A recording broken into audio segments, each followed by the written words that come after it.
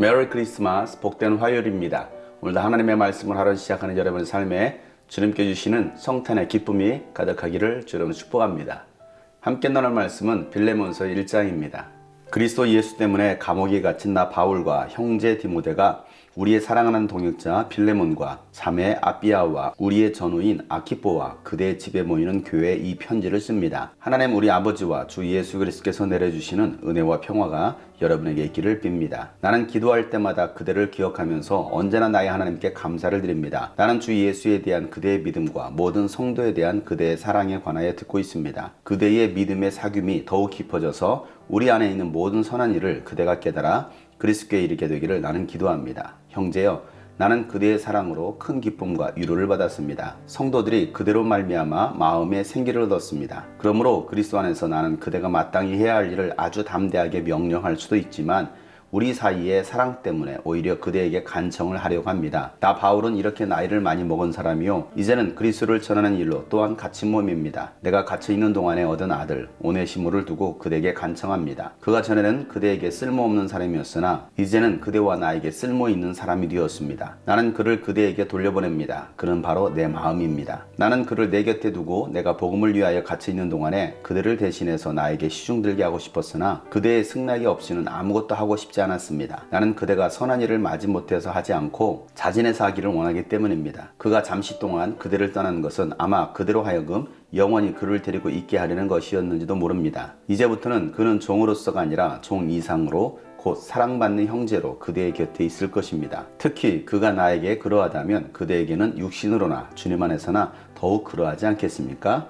아멘. 이 빌레몬서는 바울이 골로새 교회 성도인 빌레몬에게 개인적으로 쓴 편지입니다. 빌레몬이 속해 있었던 이 골로새 교회는 바울이 세운 교회가 아니었습니다. 바울이 3차 전도 여행 중 2년 6개월 동안 에베소에 머물면서 그곳에서 에바브라가 바울을 통해서 예수를 믿게 되었습니다. 그리고 에바브라는 자기 고향인 골로새로 돌아가 이 골로새 교회를 세웠습니다. 그렇게 해서 예수를 믿게 된 사람이 바로 빌레몬이었습니다. 한 번도 만나본 적이 없는 이 빌레몬에게 바울이 이 편지를 쓰고 있는 것입니다. 바울은 지금 로마 감옥에 갇혀 있는 상황입니다. 그것도 그리스도 예수 때문에 갇혀 있다라고 고백하고 있습니다. 그리고 빌레몬을 사랑하는 동역자라고 쓰고 있습니다. 빌레몬은 자신의 집을 교회로 내어줬습니다. 바울은 에바브라를 통해서 이 빌레몬의 이야기를 전해 들었습니다. 그 빌레몬의 이야기를 전해 듣고 나서 바울은 그때부터 이 빌레몬을 위해서 기도하기 시작합니다. 4절에 보면 기도할 때마다 날마다 이 빌레몬을 위해서 하나님께 감사함으로 기도한다는 것입니다. 그 이유는 빌레몬이 예수에 대한 믿음과 성도에 대한 사랑이 있었다는 것입니다. 빌레몬의 믿음과 사랑이 2000km나 떨어져 있는 로마에까지 소문이 난 것입니다. 그래서 바울은 이 빌레몬의 믿음의 사귐이 더 깊어져서 예수 안에 있는 선한 일을 깨달아서 그리스도를 닮아가기를 기도한다라고 바울은 편지에 쓰고 있습니다. 그리고 이 빌레몬의 사랑으로 인하여 감옥에 갇혀있는 바울에게 큰 기쁨과 위로가 된다는 것입니다. 또한 다른 성도들도 이 빌레몬 때문에 마음의 생기를 얻었다는 것입니다. 빌레몬이 가졌던 예수 그리스도의 믿음과 성도에 대한 사랑이 오늘 우리 가운데도 있기를 간절히 소망합니다. 어떠한 상황 속에서도 예수 그리스도에 대한 믿음이 흔들리지 아니하고 또한 성도들과의 사랑의 관계가 깊어져서 서로에게 위로와 기쁨이 되어야 합니다. 이렇게 빌레몬의 신앙을 칭찬하는 것처럼 여러분의 신앙도 칭찬받을 수 있는 믿음이 되기를 축복합니다. 바울이 이와 같이 빌레몬의 신앙에 대해서 칭찬하는 이유는 그가 하고 싶은 이야기가 있었기 때문입니다. 바울은 로마 감옥에 갇혀있는 동안에 오네시모라는 노예를 만나게 되었습니다. 그런데 이 오네시모가 감옥 안에서 바울을 통해서 예수 그리스도의 복음을 받아들이게 되었고 그래서 예수 안에서 한 형제가 된 것입니다. 그런데 알고 봤더니 이 오네시모가 빌레몬의 노예였던 것입니다. 오네시모는 빌레몬의 돈을 훔쳐서 달아났고 그러다가 로마 감옥에까지 갇히게 되었던 것입니다. 그런데 이제는 바울을 통해서 예수 그리스도를 믿게 되었고 바울의 동역자가 되었다는 것입니다. 그래서 이 편지를 쓰는 이유는 오네시모에 대해서 빌레몬이 용서해 주기를 바라고 또한 바울의 동역자로 보내주기를 바란다는 마음으로 이 편지를 쓰고 있는 것입니다. 빌레몬에게 사도적 권위를 가지고서 담대하게 명령할 수도 있겠지만 우리 사이의 사랑 때문에 오히려 빌레몬에게 간청한다라고 말을 하고 있습니다. 사도적 권위를 가지고서 명령할 수도 있겠지만 명령하는 것이 아니라 간청한다라는 것입니다. 그러면서 또 한마디를 더 붙입니다. 나 바울은 나이가 많은 사람이고 그리스도를 전하는 일로 감옥에 갇혔다는 것입니다. 이런 편지를 받아든 빌레몬이 어떻게 거절할 수가 있겠습니까?